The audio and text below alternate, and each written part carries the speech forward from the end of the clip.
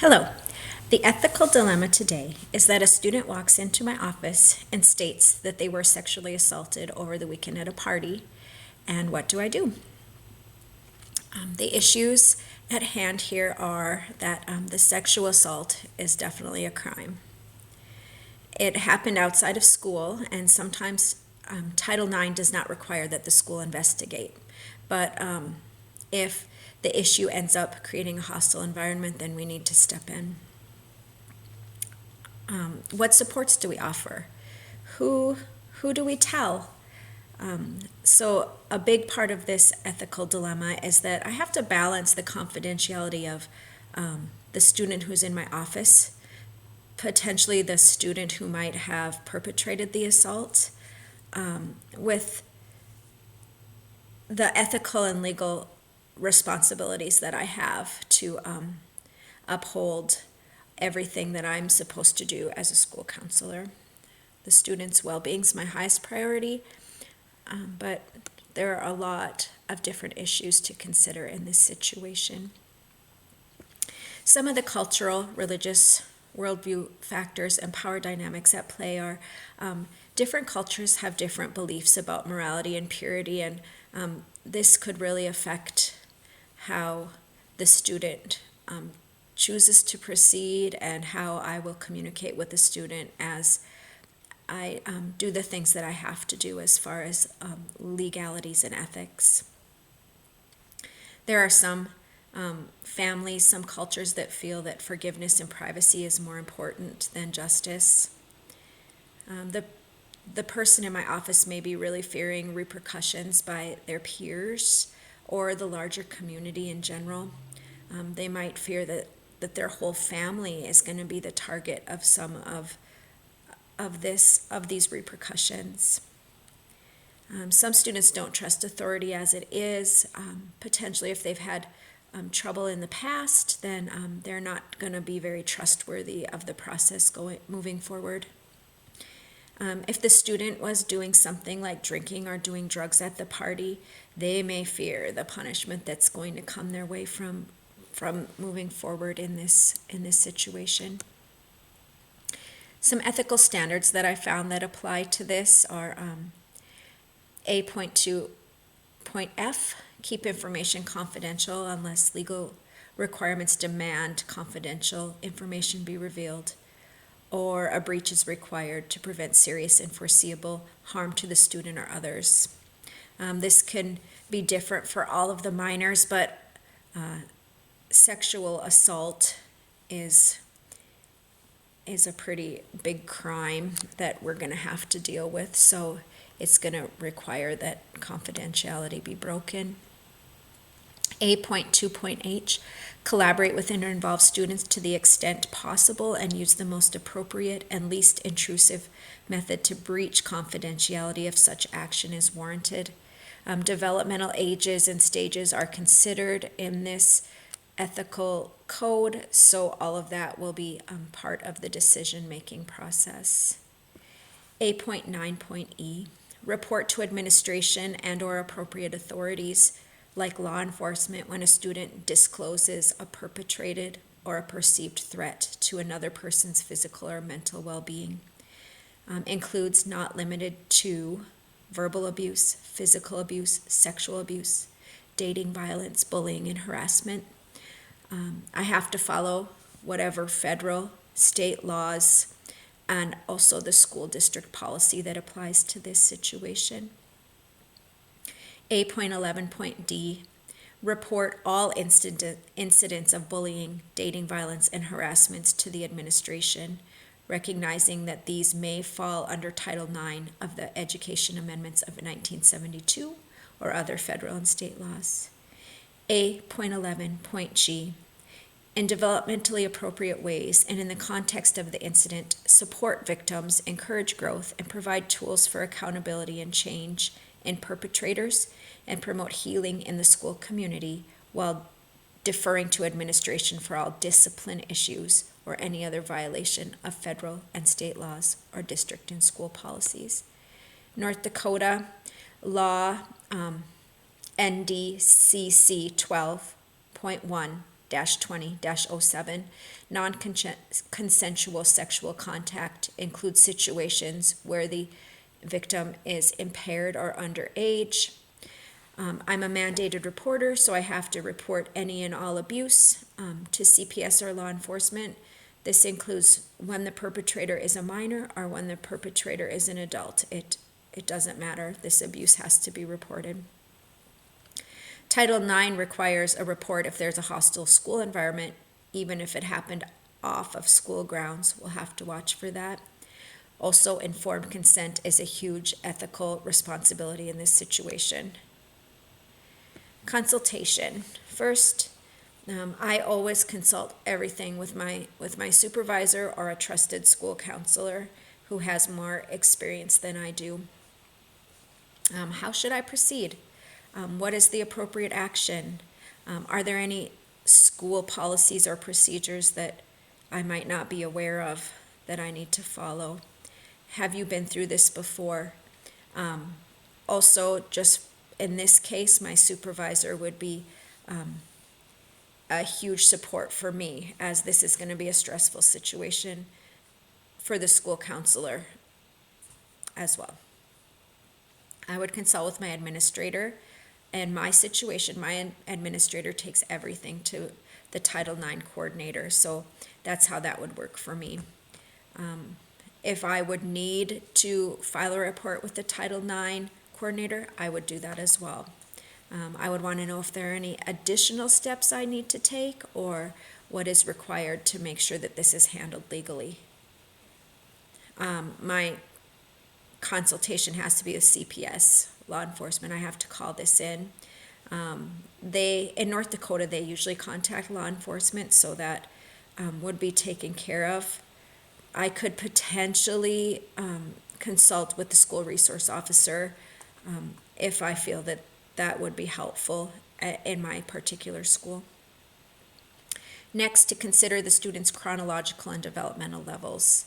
Adolescents aren't always able to process trauma, and they might even have limited vocabulary to describe the events that occurred. They might not understand the gravity of the situation, like this is huge. And while I don't want to scare them, I also want them to understand how important this is. Adolescents may have concerns over their reputation and the stigma involved in this, and in their minds, that will probably be more important than the law that was broken and the violation that has occurred. The parental and guardian and students' rights. First of all, the students' rights. The student has the right to an education free from discrimination. So as we move forward, that's going to be a big issue for the school counselor to kind of watch out for that and to intervene if necessary. The school's Title IX coordinator must respond promptly and fairly to this situation. The student has the right to supportive measures and confidential resource referrals. And on a side note, the perpetrator also has the right to supportive measures and confidential resource referrals. The parents, they have rights here too. They will be notified when there's a Title IX investigation by the school. That won't necessarily be a notification from me, but from the Title IX coordinator. I would not promise the student that I would not inform parents, but that also wouldn't be my first go-to in this situation.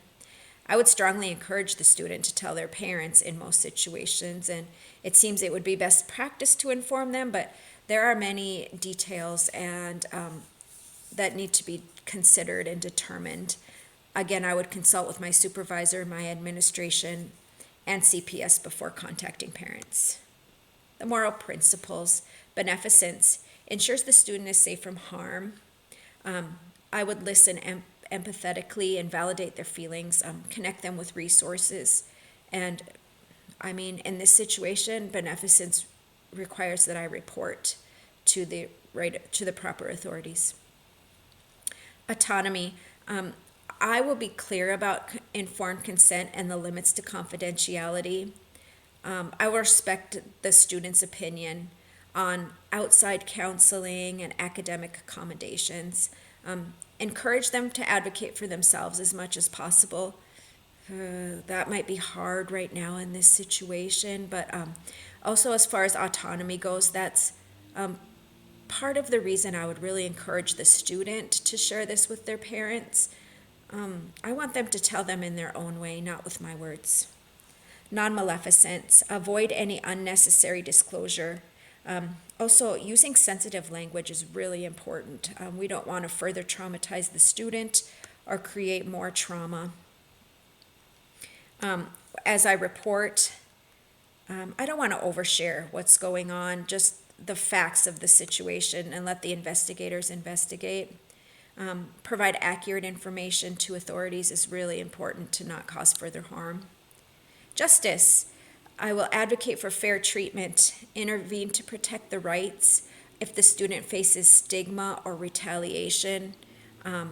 For justice, my support is a huge part of justice in this situation, making sure that the student continues to be treated fairly in school, regardless of who the perpetrator is, regardless of who they are, and regardless of what happened. Fidelity. This one's tough. I can't make any promises or commitments that I'm not able to keep. Again, informed consent. I have to let my student know that I do have to include others in this. It's abuse. I have to follow through on the support commitments that I make without making promises that I can't keep again, and maintain professional boundaries with the student. That will just go a long way in building up trust between the student and myself. Some potential courses of action. One, I could report it immediately to CPS and the Title IX coordinator. This does comply with North Dakota law, and Title IX protects the student's safety and legal rights. The student may experience some emotional distress during the investigation. That's a downside. It seems to me that's going to happen no matter what. Next, another option is to inform the parents immediately. The parents may provide some support that I can't provide, and they may inform law enforcement immediately. That could potentially be an upside to this choice. Parents may convince the student not to report due to cultural, religious, or worldview issues, which is a downside to this choice. This could expose the student to further danger and cause long-term emotional harm. A third choice, I can encourage the student to self-report and offer supportive measures. This would empower the student. However, this does not fulfill my legal and ethical obligations to do my part in this situation. It may also help the student to cope and access resources. Maybe this is asking a lot for a minor. Next, implement the course of action and analyze the outcome. So I would immediately report the sexual abuse to CPS or law enforcement after I explain to the student what's about to happen, and let them know I'm here for them no matter what. Also reporting to administration or the Title IX coordinator according to my district policy. I would listen to the student and validate their experience, making sure they know this is a violation and that it's serious. It's going to have some effects on my student. I don't want them to minimize this. I would not be able to promise or assure them of confidentiality in any way, unfortunately. I would strongly encourage them to confide in their parents in most circumstances. I would continue to support my student and provide a list of outside resources. That's the plan of action I would take to fulfill my legal and ethical duties, also to support the student and to try to set them on a path to healing, which I think is really crucial in this situation. Any inconsistencies in school district policy for potential revision. I don't really see any in my personal school district, but I was trying to think of some that might exist. So the school policy may be unclear as to whether off-campus sexual assault is part of the school's responsibility, which might lead to a gap in compliance in some districts. Next, it's important to know if the school policy offers more supportive measures than are required. We want to make sure that the student and their family doesn't have unrealistic expectations from the school. That could really damage the relationship and lead to, in this day and age, social media outrage, which will just cause a ton of headaches. So we just want to make sure that whatever is promised by the school is realistic to deliver by the school and the school counselor. Next, we have to stay current on the wording of Title IX law. We don't want to be out of compliance because we're using an out-of-date version. So now that we know that Title IX is constantly evolving and changing, we know that we have to always keep up on it.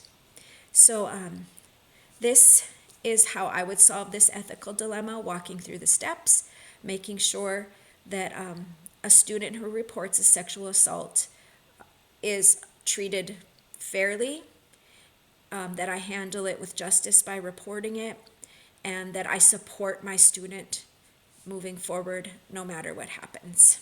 Thank you.